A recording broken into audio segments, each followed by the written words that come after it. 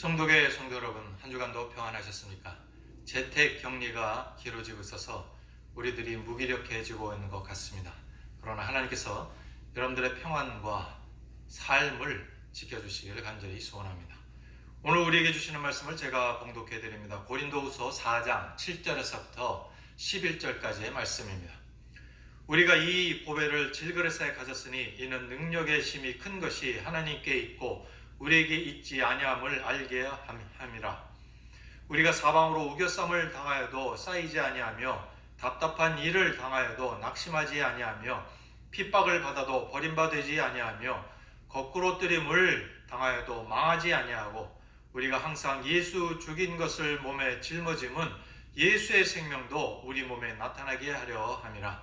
우리 산자가 항상 예수를 위하여 죽음에 넘겨움은 예수의 생명이 또한 우리 죽을 육체에 나타나게 하려 함이니라. 아멘. 우리 인간의 몸을 돈의 가치로 따진다면 얼마나 될까요?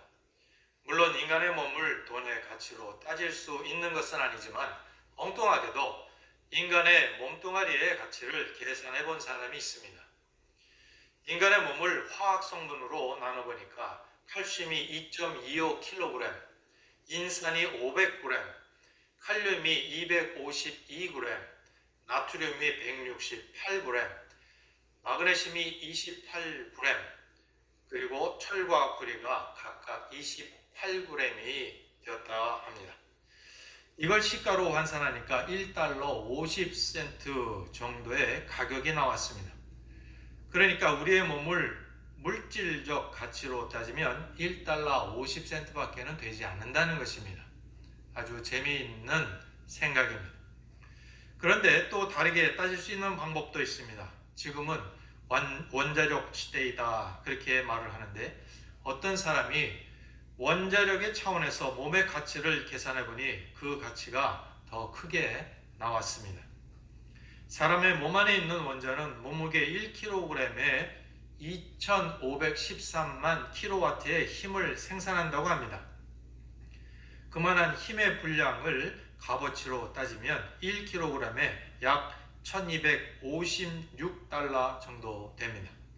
그러니까 한 70kg 되는 사람, 160파운드 체중이 나가는 사람은 몸의 가치가 약 9만 불, 한국 돈으로는 1억 원이 되는 것입니다.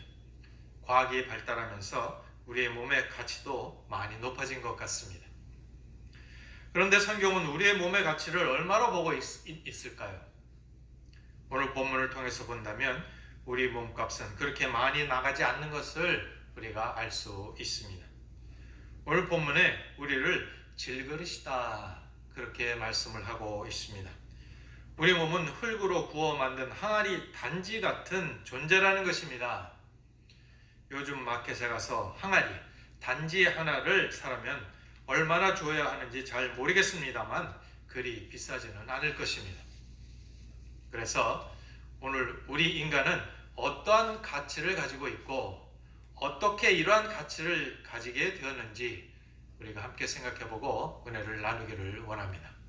첫 번째 생각할 것은 우리는 보배를 품고 있는 질그릇이다 하는 내용입니다. 우리는 보배를 품고 있는 질그릇이다. 7절에 보시면 우리가 이 보배를 질그릇에 가졌으니 이는 능력의 힘이 큰 것이 하나님께 있고 우리에게 있지 아니함을 알게 하려 함이라 말씀하셨습니다. 성경은 우리를 가리켜서 질그릇, 흙으로 구워 만든 단지 같은 존재이다 그렇게 말씀을 하고 있습니다. 우리 인간은 하나님께서 창조하실 때 흙으로 빚어서 만든 존재들입니다. 하나님께서 인간을 지으시고 아담이다 그렇게 부르셨는데 이 아담이라는 말은 아다마에서 왔습니다. 그 뜻은 붉다입니다. 붉다고 하신 이유는 아담을 흙으로 지으셨는데 이 흙이 붉기 때문입니다. 그래서 우리는 흙으로 지음을 받았기 때문에 죽으면 결국 다시 흙으로 돌아가야 할 존재들입니다. 그런데 인간이 단순히 흙덩이라면 우리는 다른 동물들이나 다름이 없을 것입니다. 성경은 우리가 흙덩어리인데 단순히 흙덩어리가 아니라고 말씀을 합니다.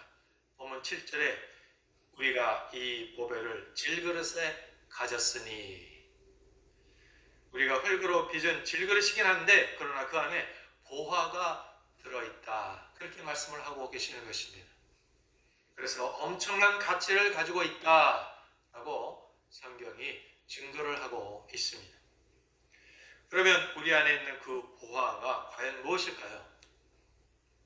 그 보화는 영혼입니다. 우리 인간이 다른 동물들과 다른 이유는 우리 안에 하나님 지으신 영혼이 있기 때문입니다. 창세기 2장 7절에 여호와 하나님이 흙으로 사람을 지으시고 생기를 그 코에 불어넣으시니 사람이 생명이 된지라 하셨습니다. 우리에게 하나님께서 영혼을 불어넣으셔서 우리에게 생명이 있게 된 것입니다.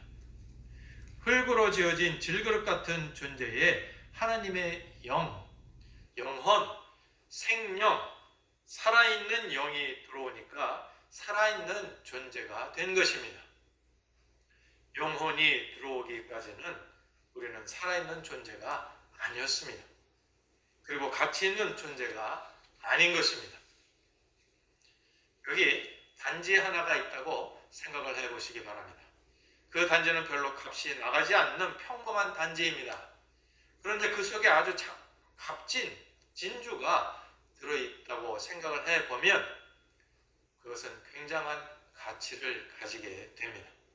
그 담겨진 보화 때문에 그 항아리는 값비싸게 취급이 될 것입니다. 항아리가 귀해서가 아니라 그 안에 진주가 들어있기 때문입니다. 오늘 성경에 질그릇에 보배를 가지고 있다, 그렇게 말씀하셨는데 이 말은 과거 이스라엘의 문화를 이해해야 하는 말입니다. 요새는 질그릇이라는 단지에 보화를 담아두는 일이 없습니다. 요즘은 귀중한 폐물이나 금괴나 현금이 있으면 금고에 보관하거나 은행의 세이프티 박스를 이용합니다. 은행의 보관함의 경우에는 내가 열쇠를 하나 가지고 있고 은행이 하나를 가지고 있어서 두 열쇠로 동시에 열어야만 그 세이프티 박스를 열 수 있습니다. 그만큼 안전하게 귀중품을 보관을 하고 있는 것입니다. 그런데 과거에 이스라엘에서는 값나가는 물건을 단지에 담아서 땅속에 묻어 보관을 했습니다.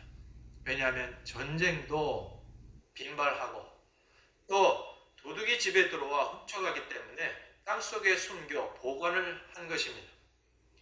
나만이 알고 있는 장소에 묻어서 숨겼습니다.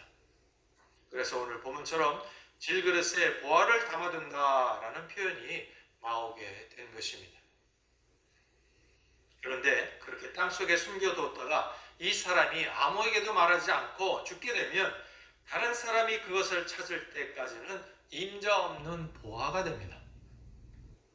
그 당시에 그런 상황을 예수님께서 마태복음 13장에서 밭에 감추인 보화 비유로 말씀하셨습니다.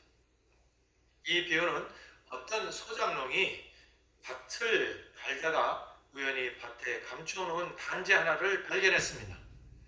그런데 그 안에 귀중한 보배가 들어 있었습니다. 그래서 그 사람은 가서 자기의 전 재산을 다 팔아서 그 단지가 묻혀있는 밭을 통째로 사버렸습니다.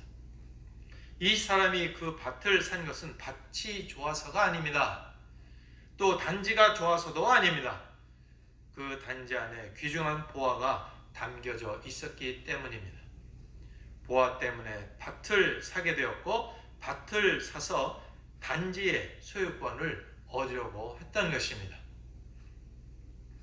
성도 여러분, 우리가 인간으로서의 존엄성을 가지고 존귀한 가치를 지니는 것은 우리 안에 영혼, 생명이라는 보화가 들어있기 때문입니다.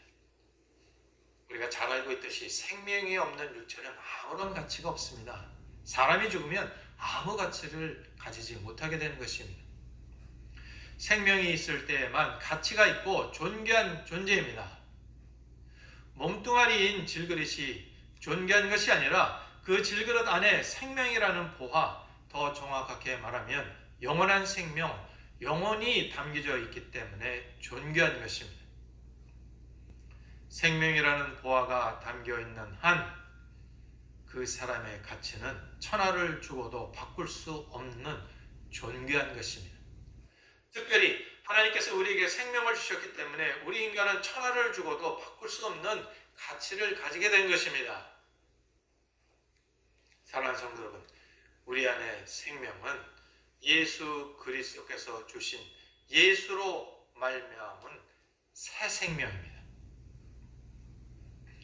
우리가 하나님께 더욱 귀중한 존재로 여김받는 것은 당신의 독생자가 주신 생명이 우리 안에 있기 때문입니다. 그리고 하나님의 영이 우리 안에 계시기에 우리가 영원한 생명을 가진 자로 살아갈 수 있게 되었습니다. 지금 우리가 예수 믿고 영생을 소유한 자로 살아가는데 우리가 영생을 소유하고 있다는 것의 이유가 바로 우리 안에 예수의 생명이 있기 때문입니다. 예수의 생명이 우리 안에 있다고 하는 것은 세상 사람들이 알지 못하는 하나님의 자녀만이 가지고 있는 비밀입니다. 세상 사람들에게 우리 안에 우리의 생명 말고 또 다른 생명이 있다라고 말하면 그들은 그것을 이해하지 못합니다. 우리가 예수를 믿기 때문에 얻은 영원한 생명을 가지고 살아가고 있다는 것을 이해하지 못하는 것입니다. 이것이 우리가 간직하고 있는 복된 비밀입니다. 그러므로 이 비밀 때문에 우리는 감사와 자부심을 가지고 살 수 있습니다. 우리 안에 나만이 알고 있는 예수 그리스도의 생명이 있다는 것, 이것 때문에 기쁨과 능력 가운데 살 수 있는 것입니다. 하나님께서 우리에게 영원한 생명을 가지고 살게 하셨습니다. 우리는 그 비밀스러운 은혜 때문에 감격하며 살 수 있는 것입니다. 그리고 오늘의 현실이 비록 초라하고 어렵다 하더라도 이 새로운 생명이 내게 있다 하는 그 귀한 깨달음 때문에 우리는 당당하게 살 수가 있는 것입니다. 우리 안에 있는 예수의 생명이 우리가 세상에서 살 때 우리에게 담대함을 줍니다. 본문 8절에 보시면 우리가 사방으로 우겨쌈을 당하여도 쌓이지 아니하며 답답한 일을 당하여도 낙심하지 아니하며 핍박을 받아도 버림받지 아니하며 거꾸로 뜨림을 당하여도 망하지 아니하고 라고 하셨습니다. 세상이 아무리 우리를 둘러싸고 넘어뜨리려고 한다라도 우리는 절망하지 않고 망하지 않는다는 것입니다. 심지어 세상 사람들에게 천대를 받아도 부끄럽지 않고 누가 우리를 멸시한다 하더라도 결코 낙심하지 않는다는 것입니다. 이유는 우리 안에 예수의 생명이 있기 때문입니다. 예수께서 주신 영원한 생명이 우리를 지켜주시고 우리를 인도해 주시기 때문입니다. 예수로 인한 영원한 생명을 간직하고 있는 우리가 가장 값진 사람들이기 때문에 우리 안에 참된 보화가 있기 때문에 우리는 다른 사람들이 뭐라 한들 아무 상관이 없는 것입니다.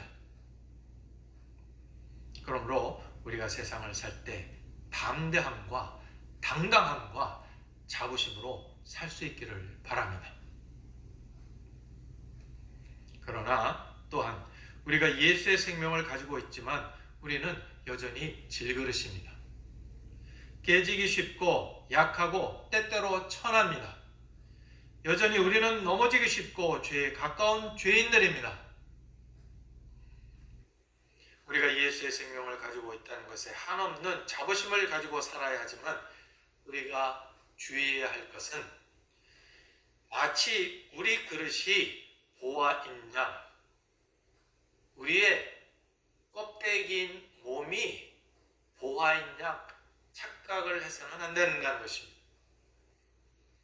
우리 안에 예수의 생명을 가졌어도 우리는 여전히 질그릇일 뿐입니다. 예수 그리스도라는 보화를 가졌다고 질그릇이 금그릇이 되는 것이 아닙니다. 기억해야 할 것은 우리가 예수로 인해 귀한 존재로 살아가지만 그것은 우리 자신 때문이 아니라 우리 안에 있는 예수 그리스도의 피 공로, 예수의 생명 때문이라는 것을 우리는 잊어서는 안 되는 것입니다. 우리의 옛 이야기에 정승을 태우고 가는 말이라는 이야기가 있습니다. 말이 정승을 태우고 어디론가 가고 있는데 갈 때 사람들이 허리를 숙여 자꾸 절을 했습니다. 사람들이 자꾸 절을 하니까 말이 자기에게 절을 하는 줄 알고 인사를 받겠다고 말이 고개를 꾸벅꾸벅 그렇게 움직였습니다. 어리석은 말은 자기에게 절을 하는 줄 알고 그렇게 했던 것입니다.